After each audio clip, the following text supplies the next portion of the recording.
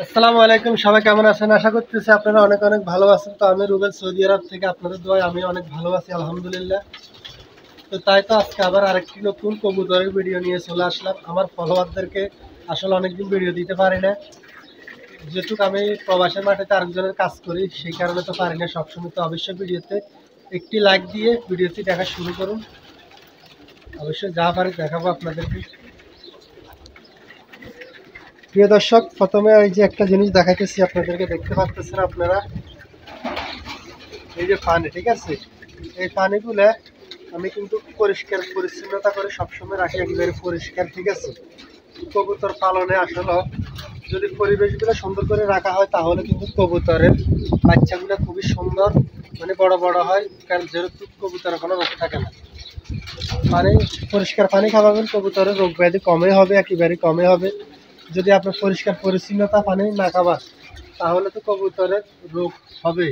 আর ওষুধ খাওয়ালে কি কবুতরের রোগ ভালো হবে? যদি পরিষ্কার না রাখেন, ওষুধও খাওয়াইতে হবে, পরিষ্কার রাখতে হবে।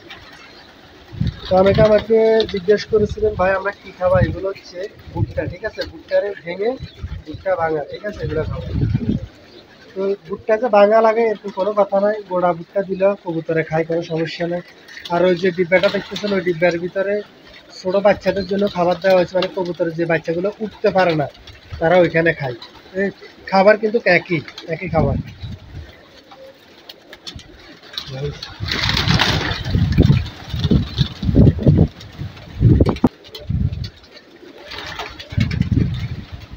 সো গাইস, দেখতে পাচ্ছেন, মাশাআল্লাহ মাশাআল্লাহ। আর কবুতরের যেহেতু আমরা ছেড়ে পালন করি, তাই আমাদের এত সমস্যা নেই। কিন্তু তবুও আমরা এই যে ইয়াটা আছে, মানে অ্যাঙ্গেলটা আছে, এটার উপরে 100-200 কবুতর, মানে 100 কবুতর এটার উপরে বসতে পারে। যেহেতু আমাদের রাত্রের বেলা হইলে মাশাআল্লাহ দিলে এতগুলা কবুতর রয়েছে যে রাত্রের বেলা আমাদের খামারে মানে জায়গা হয় না, যেহেতু খামার পুরে এমনকি এটার উপরে বসে থাকে কবুতরগুলো, ঠিক আছে? তো দিনের বেলা সব কবুতর থাকে না, কেননা আমরা চরণভূমিতে কবুতর পালন করে থাকি। কেননা মরুভূমিতে জায়গার কোনো অভাব নাই। যারা মরুভূমি সম্বন্ধে জানে তাদেরকে বলা লাগবে না, মরুভূমিতে প্রচুর পরিমাণে জায়গা রয়েছে।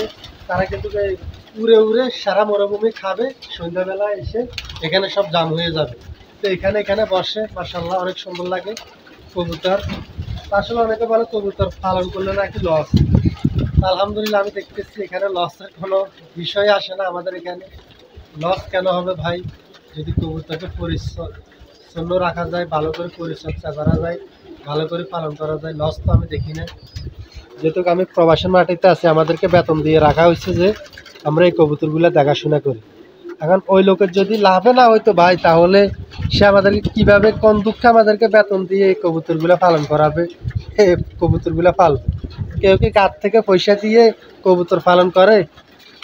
সেটা আপনাদের কাছে প্রশ্ন, যে কেউ কি নিজের মানে গাড়ির পয়সা দিয়ে কি কোনো জিনিস লস দিবে না। এটা একটা পাগলও বুঝে যে লাভ লাভ কী জিনিস, এটা একটা পাগলও বুঝে। তো মাশাআল্লাহ, এরা সৌদিয়ান মানুষ, এরা তার বেশি বুঝে আসলে লাভ কী জিনিস। লাভের জন্য সব কিছু, কোনো ব্যবসায় শরম নয়, সব ব্যবসা করা যায়।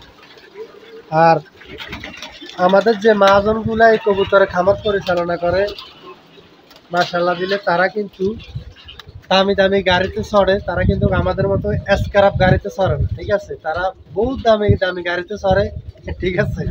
তো তারা এত দামি গাড়িতে চড়ো, এই পয়সাওয়ালা মানুষ কিন্তু এই কবুতরের খামার পরিচালনা করে। তাহলে বুঝতে পারতেছেন ভাই, আসলে এগুলা কবুতর একটা ভালোবাসার জিনিসও, লাভের জিনিস আবার ভালোবাসার জিনিস।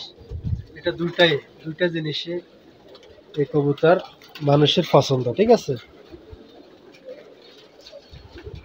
তো প্রিয় দর্শক, অবশ্যই কমেন্টস করবেন কে কোথা থেকে দেখতেছেন। আমি রুবেল, সৌদি আরব থেকে আজকের মতো বিদায় নিলাম। আবার কোনো একদিন আপনাদের সঙ্গে দেখা হবে যে কোনো একটি ভিডিও নিয়ে।